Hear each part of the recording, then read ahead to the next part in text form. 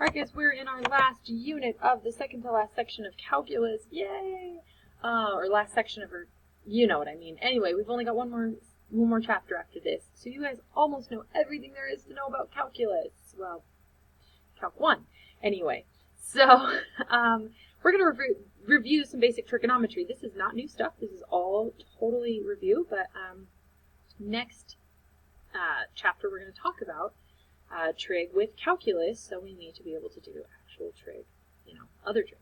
So, first thing is right triangle trigonometry. Remember, when we have a right triangle, we can find sine, cosine, and tangent using these ratios of the sides. So, you'll remember SOHCAHTOA. There's other mnemonics. If you don't like SOHCAHTOA for one reason or another, look them up. Some more appropriate than others. So, then the other thing you need to remember is we've got these reciprocal trig functions, like cosecant is the reciprocal of sine, secant is the reciprocal of cosine, and cotangent is the reciprocal of tangent. So, remember that if I have some angle theta here, this is our angle theta. My adjacent angle is the one that touches my angle. My adjacent side is the one that touches the angle. So the adjacent side to this one would be 3. The opposite is if you were, shooting a bow and arrow from the angle, which side would that arrow hit? Well, if you were a good shot, it would hit your opposite side. Now, hypotenuse is always the hypotenuse. It's the one across from the right angle. So we're going to use sine, cosine, tangent, or use that triangle that we already have to find sine, cosine, and tangent. Okay, so sine is opposite over hypotenuse. So that would be 4 over 5. Cosine is adjacent over hypotenuse, so that's 3 over 5. Tangent is opposite over adjacent, so that's 4/3. And then secant, remember, is 1 over the cosine. See, I always get those mixed up. I always remember they're opposite of what they sound like they should be. So secant is 1 over cosine, and cosine was 3/5, so 1 over 3/5 is 5/3, because, basically, secant is hypotenuse over adjacent, so 5/3. All right. So, really what we use trig for mostly is circular functions, and really this actually isn't anything different than triangular functions. It's just using the triangle to find it in circular angles. So, remember the definition of standard position. So an angle is in standard position if the initial side is right here at the x-axis. So the initial side has to be right where that purple line is, at the positive x-axis. And then the angle goes around, and the terminal side, this is the red one, is the terminal side. That would be, it's formed by going counterclockwise. And the measure of that angle is theta. So now if we were going clockwise, remember if we went this way, we get negative angles, right? So we would get like negative pi over 2 or negative pi over 3. So these are called circular functions. One big thing is we're always using radians. Always, like, the second you walk into calculus class, just switch your calculator into radians. Then you're going to switch that into degrees for, like, physics, and then you're going to switch it back into radians for us. So just know that, like, we're always dealing in radians. So, like, the minute you walk into the AP Calculus test, the minute you walk into anything calculus, just automatically go to mode, change it to radians. We don't really ever work in degrees. So just remember that 2 pi radians equals 360 degrees. So here are the circular functions defined down here. Now, if you think about it, really, you could memorize all these, but why? Why would you do that? Let's look at what happens with these angles. Okay, so you have this angle in standard position. Now, this angle forms a triangle with the x-axis. Now, I always remind my kids in pre-calc that we form our reference triangles, always form a bow tie. Okay, so wherever our angle ends, so say our angle ended right here, to form a triangle, we would go down to the x-axis. If our angle ended here, we would go down to the x-axis. If our angle ended here, we'd go down there. So the reference triangles for any circular angle forms the bow tie. So you would never, if your angle ended here, you wouldn't make a triangle like this, okay? You wouldn't do that. You make the triangle with the x-axis in the bow tie shape, okay? So then if you look at this, well, if this angle, this one right here, is coterminal with the angle theta, so because they have the same terminal side, so the sine of that angle would be opposite over hypotenuse, which is y over r. See, it's just the same thing. And then cosine is adjacent over hypotenuse, and then tangent is opposite over adjacent. And so really, they're just triangles on the coordinate plane.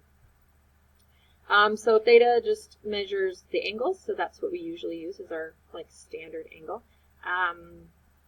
Our radius is always positive, and the other thing that you can look at is this is a right triangle, right? So if we wanted to figure out how long is our radius, we just use the Pythagorean Theorem, and we say x squared plus y squared equals r squared. So r would be the square root of x squared plus y squared. And then x and y can be positive, negative, or 0, but r is always positive. Okay.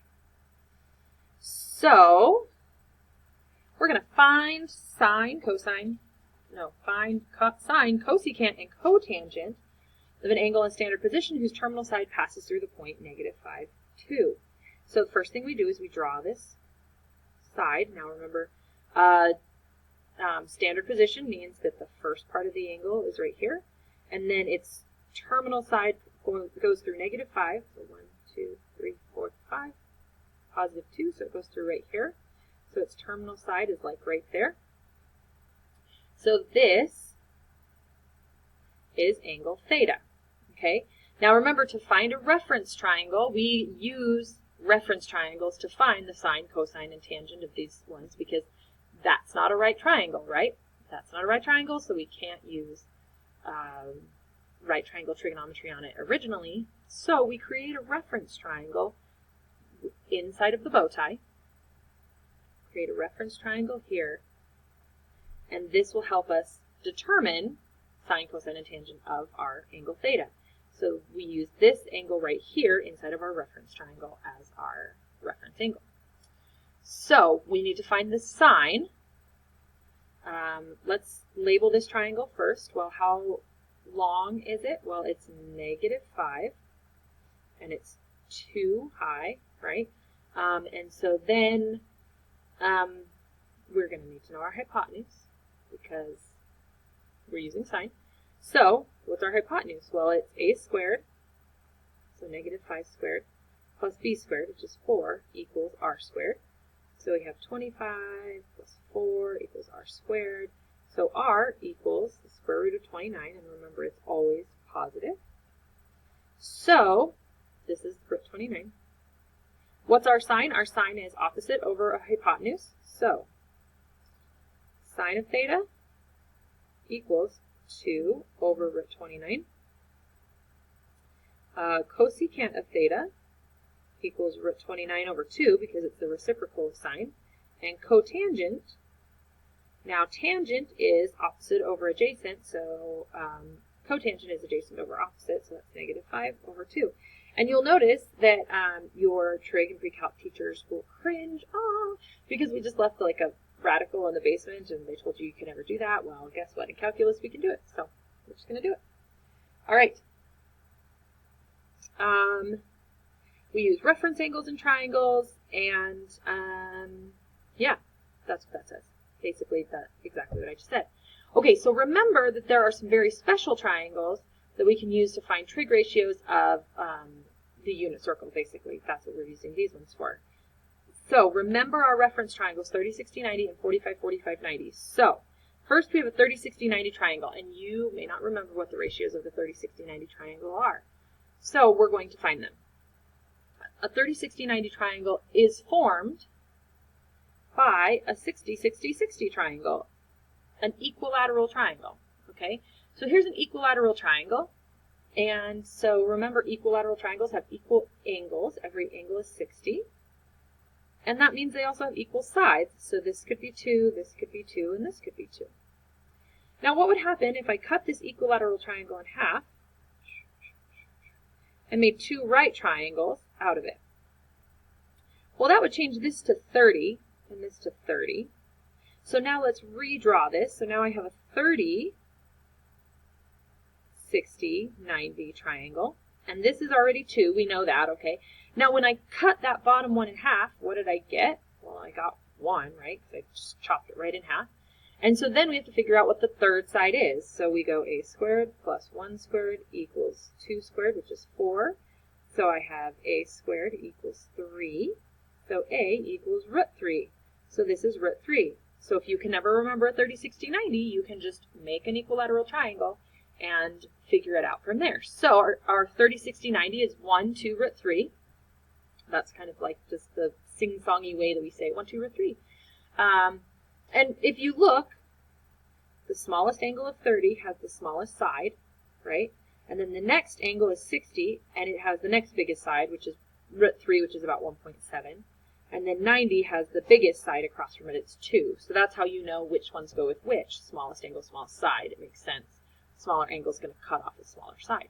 Okay, so those are our 30, 60, 90. So 30, 60, 90 has 1, root 3, 2. Those are our ratios of sides. So if the side across from the 30 was, 5, then it'd be 5, 5 root 3, and 10. Okay, now let's look at the 45, 45, 90s. Now these actually come from squares. These actually come from squares, so if you have a square here, and it's 90 degrees on every angle. See, I can't talk and write at the same time. All right, and then we cut it right in half. Okay, we cut that in half. Well, what did we just create? We just created a triangle that is 45, 45, 90, right? So, because, half of 90 is 45. So I just created a 45, 45, 90 triangle. And now let's imagine that each of these sides of this square are 1. So that would make this side still 1, and this side is still 1, right? Because I just created that. So what is the third side? Well, we have the Pythagorean Theorem. So we have 1 squared plus 1 squared equals c squared. So we have 2 equals c squared. So c equals root 2. So this is root 2. So in a 45, 45, 90, our ratio of sides is 1, 1, root 2. For 45, 45, 90s. Okay? So those are really important when we're using the unit circle. We're going to look at that. I don't know if I'll make a separate video for the unit circle and how each of them comes out. Hopefully you kind of remember that, but we can look at it again in class if we need to, about how we use 45, 45, 90s and 30, 60, 90s to actually derive the unit circle. All right, on to the next video.